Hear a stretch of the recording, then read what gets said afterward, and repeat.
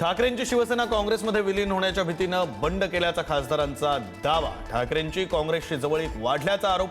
बंडखोर खासदारांनी पक्ष सोडण्यापूर्वी मंजूर केलेल्या ठरावामध्ये काँग्रेस विलयाची भीती।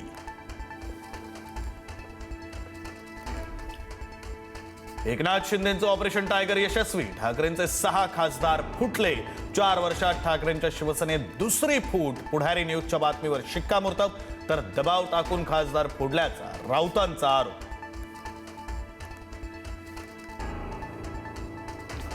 शिंदेंचे 6 नवे खासदार वर्धापन दिनी दिसणार एकाच मंचावर। 19 जूनला गोरेगावच्या नेस्को मैदानावर होणार शक्ती प्रदर्शन। एकदम शांततेत शिंदेंचं ऑपरेशन टायगर यशस्वी। उद्धव ठाकरेंनी काही आमदारांना फोन केल्याची माहिती। आमदारांची विचारपूस करत घेतली अनेक गोष्टींची माहिती। उद्याच्या शिवगर्जना मेळाव्यामध्ये उद्धव ठाकरे अनेक मुद्द्यांवर करणार भाष्य।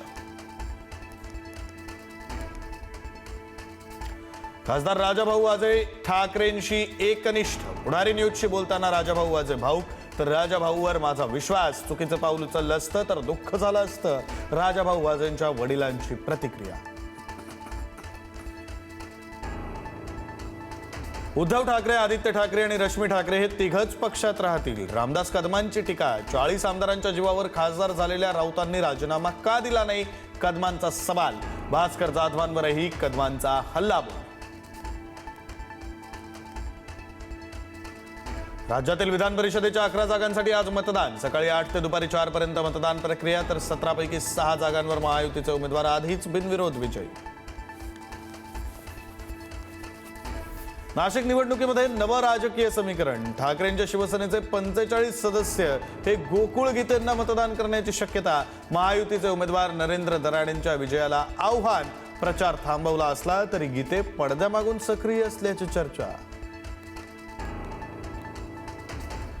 पाणीदार कोल्हापुरामध्ये पाण्यासाठी वणवण। पिण्याच्या पाण्यासाठी कोल्हापूरकरांच्या रांगा। कोल्हापुरातील पाणी संकट गडद होण्याची चिन्ह।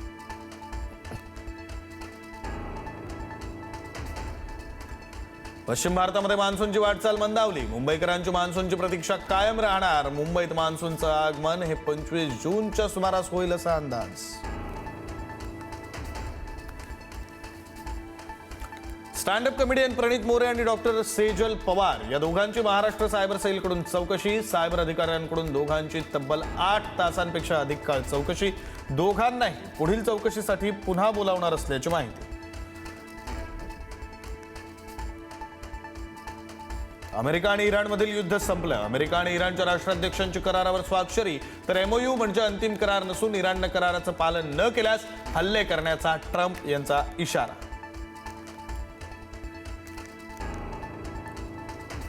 फ्रान्समधल्या G7 परिषदेमध्ये पंतप्रधान नरेंद्र मोदी आणि डोनाल्ड ट्रम्प यांची भेट। मोदी शांत, संयमी, अद्भुत व्यक्तिमत्व। ट्रम्प यांच्याकडून कौतुक।